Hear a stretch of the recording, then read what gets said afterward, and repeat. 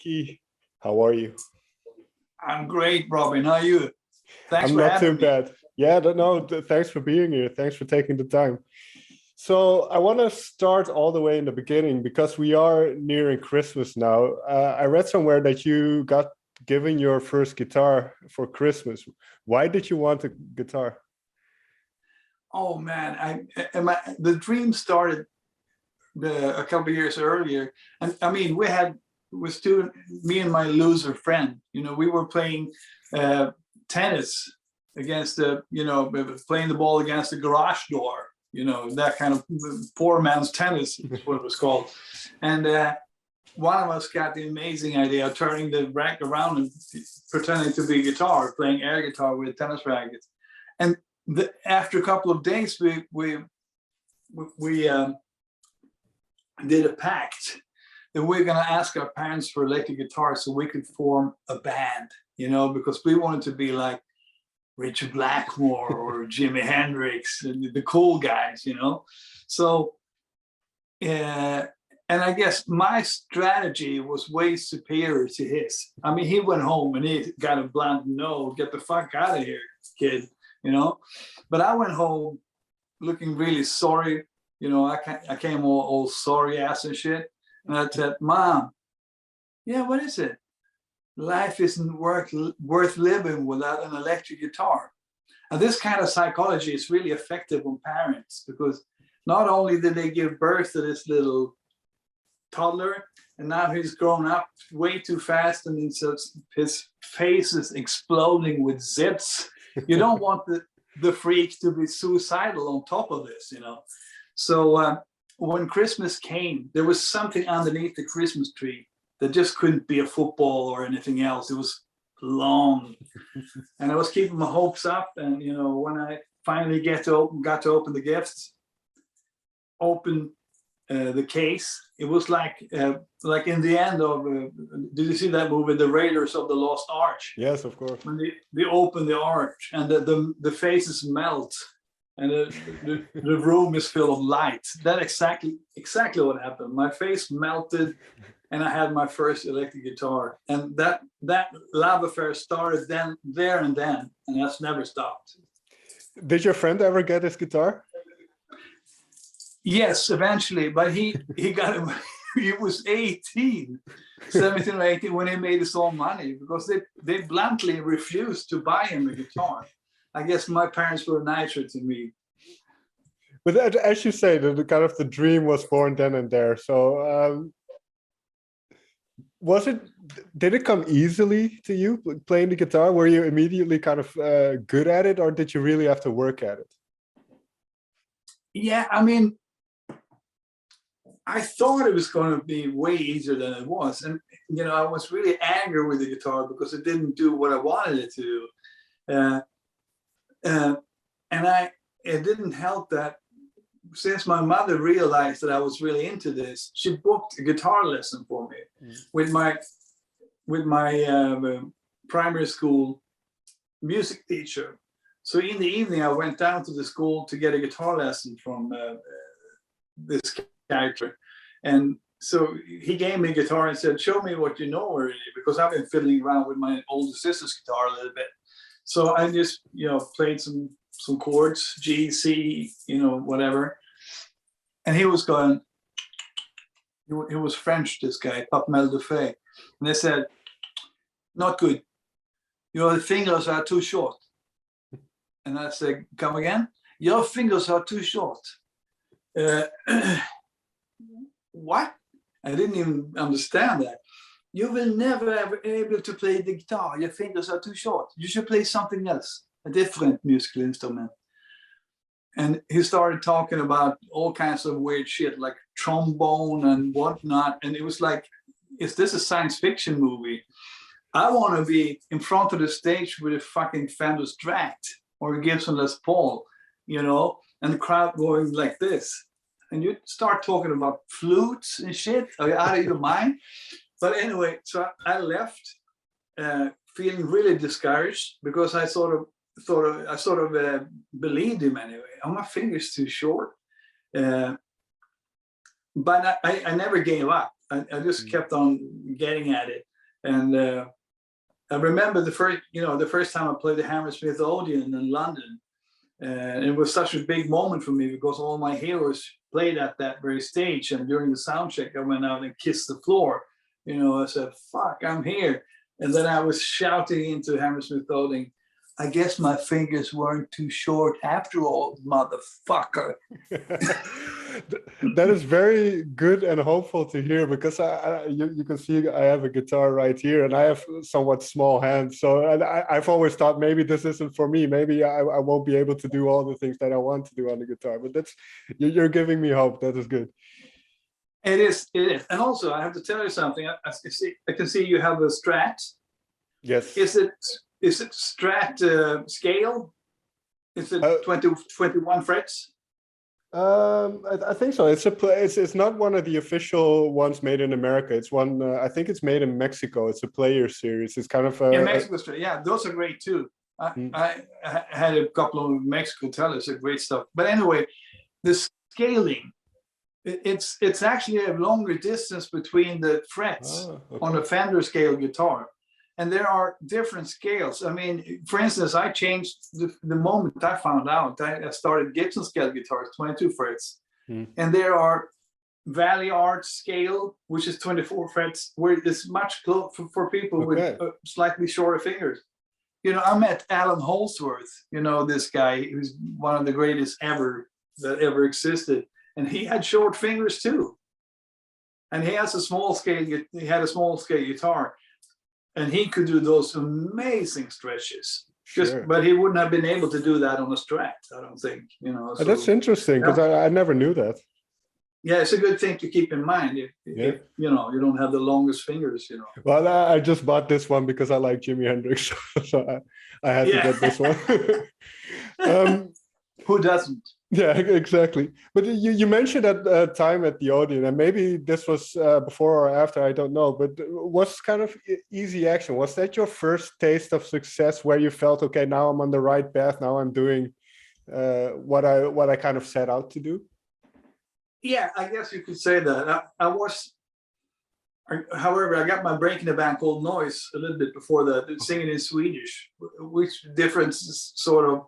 It wasn't my type of music, though. It was more glam pop punk. But that's the first time I met a really big audience, because they sold platinum records and all that. But out of that band, me and the bass player left that band to form Easy Action. And when Easy Action happened, we got that legendary major label contract. I mean, we were the first band ever out of Sweden to sign the US major label deal. And it was so big, it's hard to get a grasp about right now, because back then nobody took Scandinavian rock and roll seriously. You had to be from England or America or something. Even EU, I mean, Europe, nobody took that shit seriously, mainland Europe. The only exception being the Scorpions, obviously, because I think they toured so intensely, and had some good songwriting, so finally it happened. But nobody had ever heard of a hard rock band from Sweden. So when we signed that deal, it was on the first page of both major newspapers. That's how big it was. And it changed the game plan for a lot of other rockers here in Sweden. And it was also the first time I felt the songs I wrote myself in front of a huge audience. So it was really my first taste of being a rock star. Yeah. And I enjoyed it thoroughly. Yeah, well, I was going to ask, what's kind of, obviously as a kid, you imagine what it's like to be a rock star. So once you kind of achieve that, or there's a lot of that around, was it like you expected it to be? Oh, yeah. It was even better, I guess, But it's still just amazing standing in front of a great crowd, It doesn't get old. It's just amazing how it doesn't get old. And you've written about this, I suppose, in your autobiography as well. But when you joined, when you joined Europe, and especially, I suppose you joined right before it really exploded, and you went on a world tour and everything. What was that like? Because all of a sudden you're in this whole different lifestyle. So what was that like for you personally?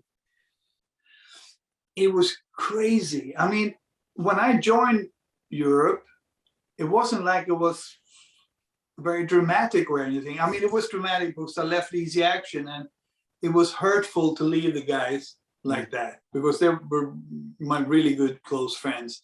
It was really a hard decision to make, but I felt I had to do it in the end. But it was in October 1986, and the thing was, Europe were big in Sweden, but not really anywhere else. Right. You know, it hadn't started to happen yet. The Final Countdown was pretty newly released, and I guess the first first 2 months, the only thing I saw was the inside of a rehearsal place. Okay. Because we were rehearsing for the Final Countdown World Tour that was going to start in January 1987. So I didn't really have a lot of contact. There were no cell phones. I mean, we had a studio phone, but not a lot of contact with the outer world at all. I mean, we just rehearsed and played and had fun. So we weren't really aware of a lot of things. And then we had to do a trip to Japan. And we didn't know that it completely had exploded there. And we would later to be informed that it exploded everywhere, but we had no idea. We landed in Tokyo, and 2 guys from the record company came and said, big problem. Okay, big crowd, many people. And we said, wow, yeah, fuck yeah. Isn't that the point of this whole thing? We're rock stars, a lot of people. You don't understand. A lot of people, big problem. Well, we didn't know what he was going on about until we came through customs and all that and attempted to go out. And there was like 10,000 people waiting, you know, outside at the airport to see us. And they were hysterical. They were waiting for a long time for us to see us, you know, and it was at the point where if we would have just been stepping out there, it would have been, look, I got his arm, I got his head, you know. We were up for grabs. So we had to form like a little alley of the guards. Wow. from the exit to the limousines, you know. And as we were going, it was still really dangerous because people were pushing from all directions. As we were going there, I was like, wow, this is amazing. And when I jumped into the back of the limousine, and there was one of those with glass roofs, and on top of it were people swimming around on the roof, just trying to get a glance of us. And there were people under the cars. Oh, it's a miracle nobody died. And I was sitting there, and this Swedish journalist was sitting beside me, and I said, Beatles documentary, because that was the only scene, the only thing I ever saw that even reminded me remotely of what's going on right there. It was crazy. And from then on, life wasn't the same anymore. We couldn't go out of the hotels, for starters. We were trapped in our hotels. We were trapped in our venues. After every gig, we had to do a runner. That's what we called it. The last encore, and just run off stage. And this tour manager gave us one robe each. We jumped into a car through the back entrance and away. Otherwise, we were surrounded by fans and could be kept hostage for hours. And that happened before we realized we had to do it this way. That happened a couple of times, and then we got wiser. But it was just crazy the following years. And I don't think anybody in the band was prepared for that. I mean, how can you be prepared for that? And I didn't see that coming at all. I was just picturing, you know, you were asking me earlier, was it like you expected it? And I have to say, in this case, no, because I was picturing like this. I'm playing, so a lot of people, yeah, and afterwards I'm talking to, oh, you like the show? Great, you know. It wasn't like that at all.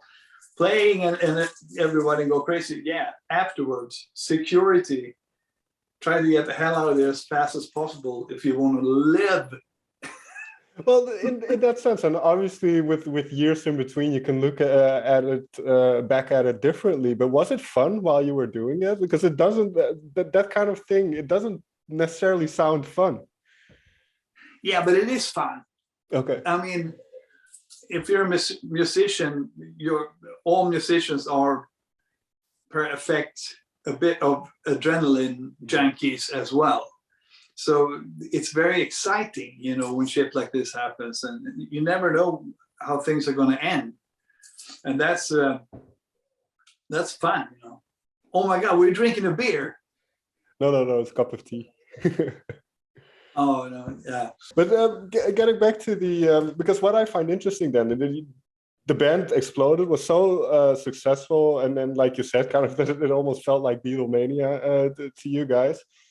When you started working on the next album, which became Out of This World, was there a lot of pressure, particularly on you then, because you were the new member, and they already had kind of an established writing core with Joey? And what was it like for you getting in there and then trying to repeat the success of the Final Countdown? Yeah, I mean, if there was any pressure, they did a very good job keeping it from me. I mean, it was very effortless, and they pretty much treated me like I've always been a member, which I'm glad for, because I would have been getting very nervous if that would have been the fact. But they, you know, so getting into the studio, I was pretty confident, and I had rehearsed my parts really well, and I was well prepared, you know. And I had loads of song ideas. That was one thing I had to realize pretty fast, though, that there's a lot of politics in music as well, because I was living in the Bahamas at the time. It's a tough job, but someone has to do it. and I had my first home studio there, so I had loads of demos that I brought with me, but only, I mean, parts ended up in different songs, but only one song that I wrote from scratch is on that album, just the beginning, which was completely my idea and melody and everything, but and title and most of the lyrics and everything. But the rest got chosen, were put out deliberately, because I was told by the manager, you know, Joey wrote the Final Countdown and we can't blah blah blah blah and so on, you know. So it wasn't like people normally discuss these days. They say the best songs wins, right? You know, when you're talking about outside writers, if we have an outside writer with a stronger song than the band can supply, then we have to use it to get a hit. But no, it was politics, and that of course made me disappointed, because I had a lot of really good song ideas that didn't make the album. Then I realized this is the real world, you know. But besides that, I mean, and also I got a lot of tough love from Ron Nevison, the producer, because, and it's like a wake-up call. This time it's serious, you know. You can't fuck about. This is the real world. You got to be really paying attention to each detail, and we really did. But I think the outcome was fantastic. And looking back at it, it was pretty effortless. We knew exactly what we wanted to do, and we accomplished it. It's interesting because you mentioned Ron Nevison, and obviously he worked on you now with the Out of This World debut self-titled album. But looking back at that period and kind of the whole Europe period, what did you learn from that experience?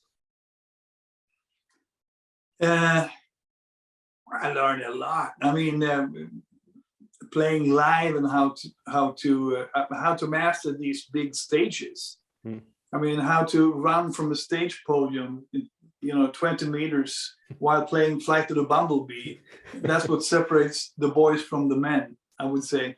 And then you have like a 20 meter stage that way as well. You have to take all the chances of making it work for the audience, you know.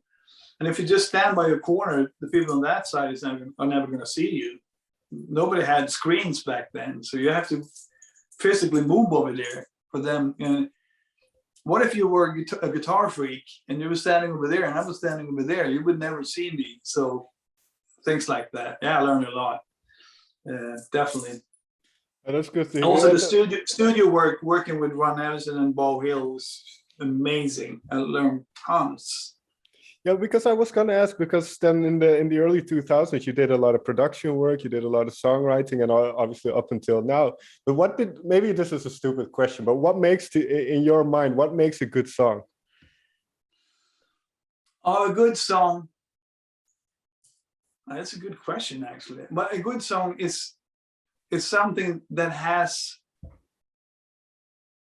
a really cool hook without being ridiculous.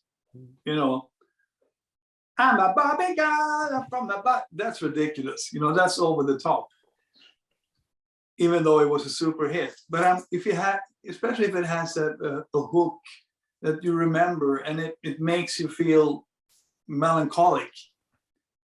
You get a bittersweet feeling. That's the best hook, you know. And that's another thing. Ron Evison coming into the studio when we were supposed to record this album, he brought with him a cassette tape with a song written to us by Diane Warren, which is one of the biggest songwriters in history. She wrote it especially for Europe, and he put it on, and I loved it. I totally fucking loved it.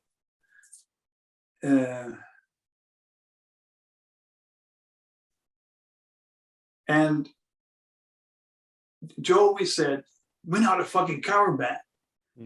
But everybody in the band loved it. So we ended up not recording it, because that's when I realized that Europe's manager wasn't really Europe's manager, it was Joey's manager, which is a big difference. But it was so annoying, and I've been giving Tempest crap about this too, because what happened was, since we declined it, Ron just turned around and gave it to Chicago, which was the next album he produced, you know, the American band Chicago, and they got a fucking #1 hit on the Billboard chart with it. Right. So I'm not sure. Nothing guarantees that we would have gotten the same success with it, because it was, you know, that nobody can know for sure. But I felt really bad about that, because I really loved that song, and I heard the guitars,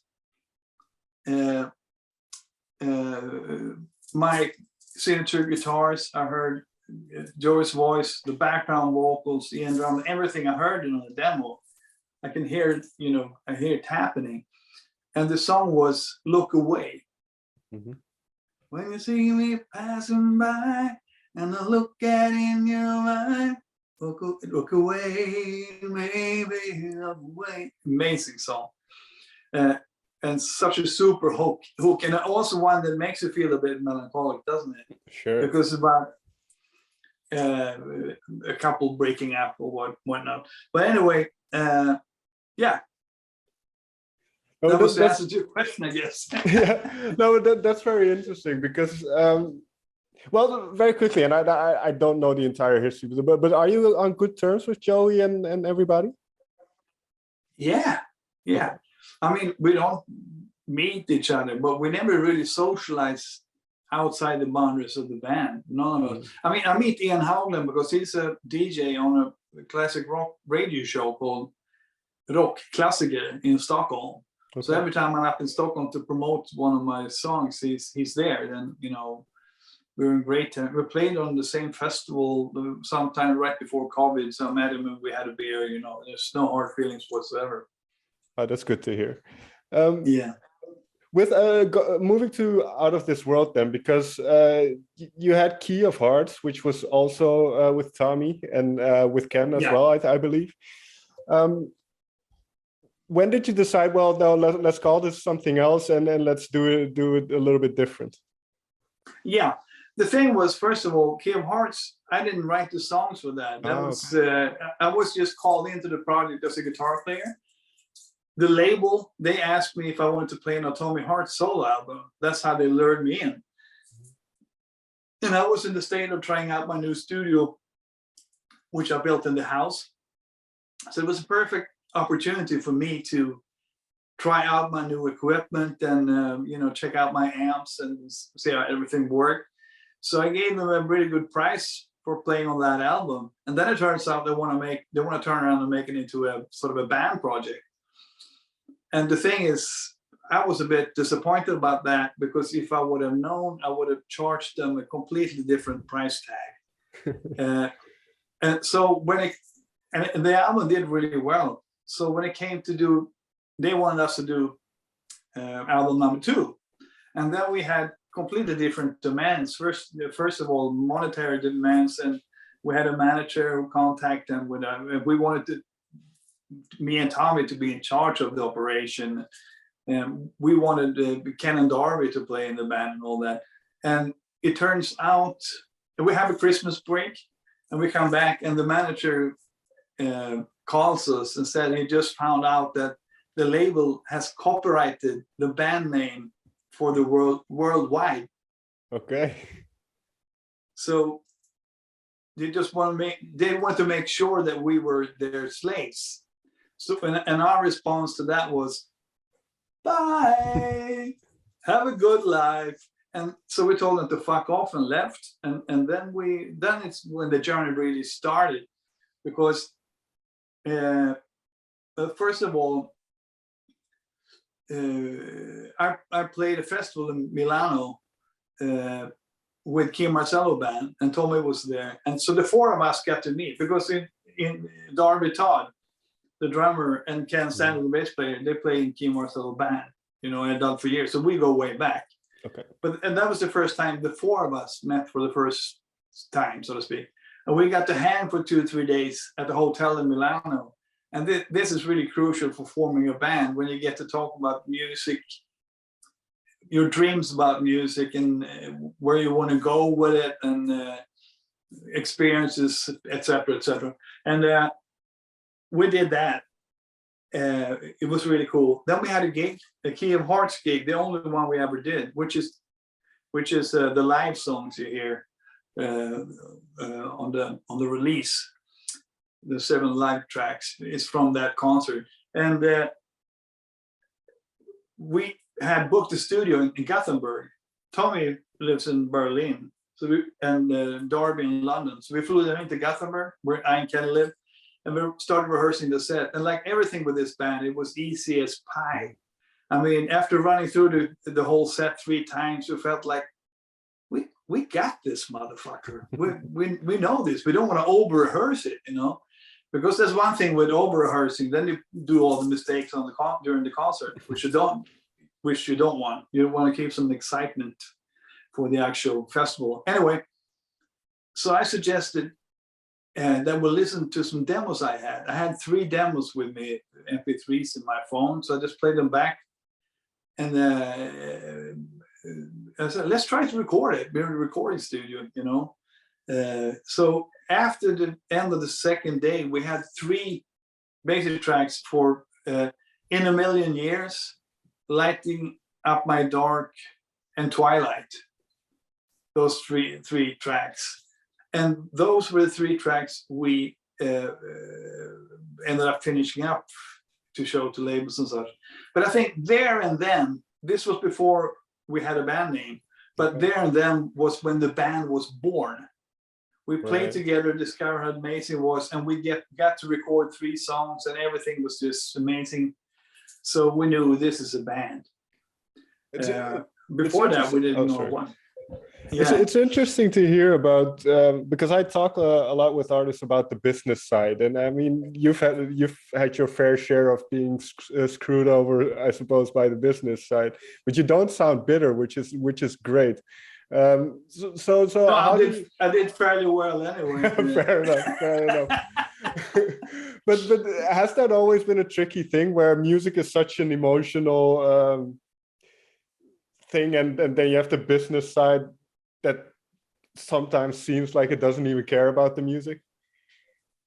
Oh man, that was a horrible wake-up call. I can remember it because, I mean, before we signed that, made the label deal with Easy Action, I had a much more naive approach to the music business. I was under the impression that everybody is working together. It's a teamwork that makes really big success possible. And after a while, I had to realize that we're not even on the same team. The labels, they don't give a fuck about music. They only care about cash. So it was hard, you know. But it also very good to come to that realization, because you need to know that in order to maneuver your way through the bullshit in this business, because there's for sure a lot of bullshit that you have to pass in order to get somewhere. What were you looking for in terms of, because you had these 3 songs that you mentioned that you were kind of fleshing out with the guys. What were you looking for once you started working on this album in terms of sound and in terms of the type of songs that you wanted for the album? Well, I guess, I mean, first of all, I pretty much, I don't know if you heard my solo albums, but I've pretty much been writing the same song since 1985, different versions of it. But the thing is, I like songs with clear hooks, harmony, and my signature background vocals, which are really influenced by Todd Rundgren, which is a big hero of mine. And also I like some almost prog things in it as well, you know, like 7/4s and 7/8s and 11/8s and all kinds of different time signatures. But just a taste of it. I want to keep it simple. I want the song to speak for itself. I can talk about this because I wrote everything on the album. And except one song, number 10, which I wrote together with the singer from Easy Action, Sinne, and the drummer, Björn Höglund, for an album that we were supposed to do in 2007 that didn't happen. So that song, I brought the demo, and Tommy got the idea to put a tapping thing on it as an intro, which was a great idea. That makes it stick out in a great way. So that's really what I want. You know, I want it to be rocking, but the really clear hooks and very melodic, and you know, my approach to playing guitar solos is pretty much the same as it has been for ages. I mean, I just want that melody to cut through, you know, and I want the melody to grab the listener, and then all the technical stuff to excite them, and then, you know, to even make the melody stronger, you know, to enhance the melody if you want.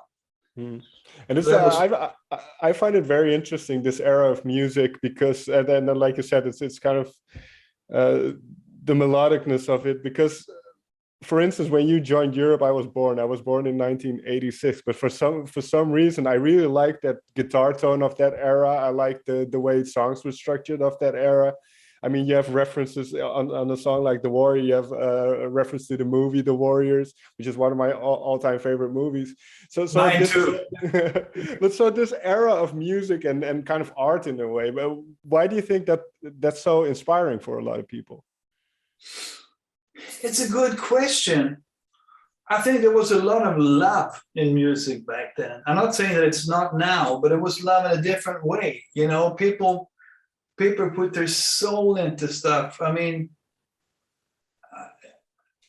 and also it feels like everything hadn't been done then yet. You know, for instance, a film like The Warrior, after that, there's been tons of movies with the same theme, but nobody came even really close. Plus, it was already done once, so now you can't. Everything else is going to be a copy. And a lot of stuff with culture after the 80s can sometimes feel a little bland because everything has been done. You know, look at all the Star Wars movies. that Disney, the complete ass gravy that Disney has been supplying us with, compared to the 70s real shit. You know, you can't compare it on the same day. I don't have a really good explanation, but I feel I totally agree with you. This is what it is. And another thing, a consequence of digital music, I think, is that the past decades we've been hearing bands that only have 2 good tracks on an album, because that's all you need for the singles for digital, and then the rest are fillers. And it's just horrible. It takes away the entire pleasure of listening to an album. And it must be really annoying for vinyl freaks. You put on a vinyl, because back in the days when they put on a vinyl, you listen to it, turn it around, listen to the B-side, one more time. If you really like an album, you can listen to it like 3 or 4 times and let it go. And that's like gone if you have fillers on the entire album. So we really aimed to go for 10 really strong songs, and we weren't pleased until we had that. And I think mission accomplished, you know? Sure. Outside of your own music that you've made, what is your favorite album? Oh, favorite album. There's so many. Oh, man. Just one that pops up into your head right now. Okay. Then I have to say, Who Do We Think We Are by Deep Purple, because it was actually the first vinyl I bought. I mean, like an LP. Okay. It was the very first one. And a lot of people say that's not their best one. No, maybe it's not, but it's very special to me. And that's one of those albums I will listen start to finish, you know. Well, but this is a good segue to working with Don Henley, because he's on the Out of This World album as well. What was that like? Did you know him already? I suppose you did. But... Yeah. But I mean, it's such an honor to work with Don Henley. And the first, we go way back. I met him in 1987 when he was, Europe was doing a double shows at Hammersmith Odeon in London, Friday and Saturday. And to the meet and greet, Neil Murray, the bass player from Whitesnake, brought Don Henley with him. I knew Neil from before this, and he brought Don Henley, and I was like, because I was a super fan of Colosseum II. Have you heard that, with Gary Moore playing the guitar? I don't think I've heard that album, but I would say Gary Moore is probably one of my favorite guitarists of all time. Yeah, you should. When we finish this, I'll have to look that up. Colosseum II, you said? Colosseum II, yeah. And I think I did 2 albums, and you had to check that out. I think it's some of Gary's most inspired playing. You know, I love Gary too, obviously. But anyway, so I played together with Don Henley. About 2007, I would guess.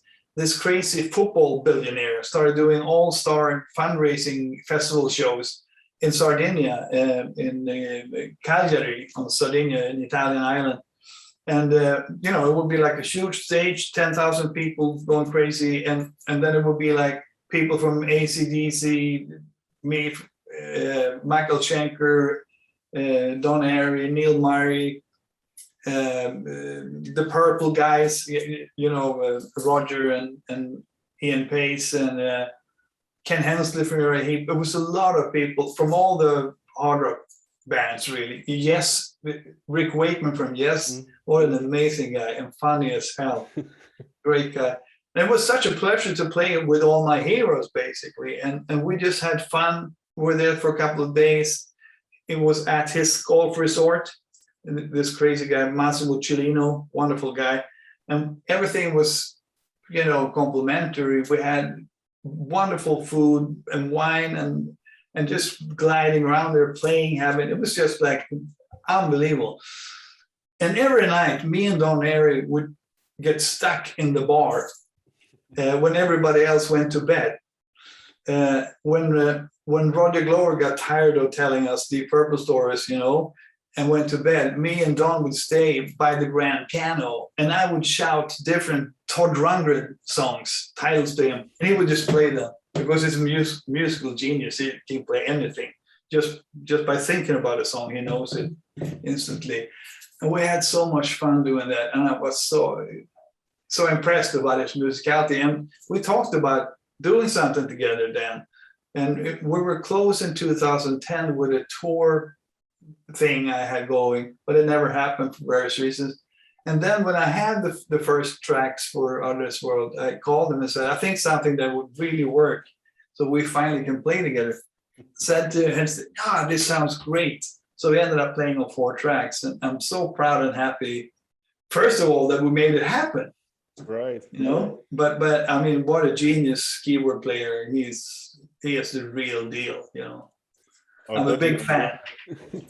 And with kind of the work that went into this album, and you have people like Don playing on it, and kind of the what are your intentions with this band? How do you see this developing into the future? Well, I think this can go very far, actually. I mean, we started with songs and music. We started in the right direction. We started with the guys getting really well together, but then it's been growing. #1 in Japan. I mean, we pretty much dominated the album charts in Japan this spring, and we got Ron Nevson mixing it. And he did an amazing job, an absolutely amazing job. He's a big part of this, and it was so much fun working with him again. He's a true genius. This guy, he did Quadrophenia with The Who, Led Zeppelin, he did Kiss. Right. Who didn't he do? I mean, Chicago, he did Meatloaf, name it. He is just one of the greatest ever, and a true honor and pleasure to have him, to work with him again, have him mix this. And so I think this can go really far. I mean, the next step is obviously go on tour. We have to wait for the COVID rules and all that to calm down. Sure. But a no-brainer would be to start in Japan, where we're #1, and go do Southeast Asia. But we can't wait to do the EU and America. I mean, we wanna get out there, and I think we're gonna kill it live. I mean, just imagine The Warrior. I don't know if you heard The Warrior, but that's gonna kill it live. I think we're ready to go. I mean, we're Usain Bolt ready. We're standing there just waiting to run the shit out of everybody. Last question then. Is this past 2 years with everything that's going on in the world, is that the longest that you haven't really been on a proper tour? Oh, fuck yeah. Fuck yeah. I was just telling my wife, I haven't been traveling this little since I was a teenager. And that's quite some time ago. And that's the God's honest truth. Because already in my late teens, that's when it started, all the traveling, you know. And this complete stop for 2020 and all that, that's the longest I've ever been at home since I was a teenager. So it's crazy. And then did you enjoy that, or was it a struggle all of a sudden being home? I have to say the upside was that I was isolated, and I live in a house quite close to the sea, 20 minutes from the city. So I'm kind of, it's not a lot of people around here, you know, so I just turned the phone off, went into the studio, locked the door, and just went crazy creative, you know. So all those songs just came out of me, you know. So that was one of the good things with the isolation, actually. I got to really concentrate on the songwriting. Sometimes that's kind of hard to get going, you know. I remember back in, you know, I've heard stories about the band in the 70s, that the band comes in and does backgrounds for one day, and then they have to go because their job is to play live. That's how they get cash. Then it was the producer's job to try to make the rest. Oh, we're missing a guitar here. Yeah, let's call him. And, you know, but so really to get the time to do the songwriting has been crucial. And also the reason why the album has turned out so great, in my opinion. Okay. So yeah, already have a couple of songs for a potential next album written, or not yet? Yes. I was still on that creative high. So I have 3 new songs for the new album, for the album number 2. That's great. Yeah, I can't wait to hear what they sound like. And again, thank you so much, Kee, for taking the time to talk with me. And I wish you all the best with the album. Like you said, it's done well in Japan, and now the whole world, I suppose, gets to enjoy it. So let's see what happens. Absolutely. That's all for that. And to you, thanks for this interview, and have a Merry Christmas. Yes, you too. You too. Have a great Christmas, and let's hope 2022 will be a year where we can enjoy live music again.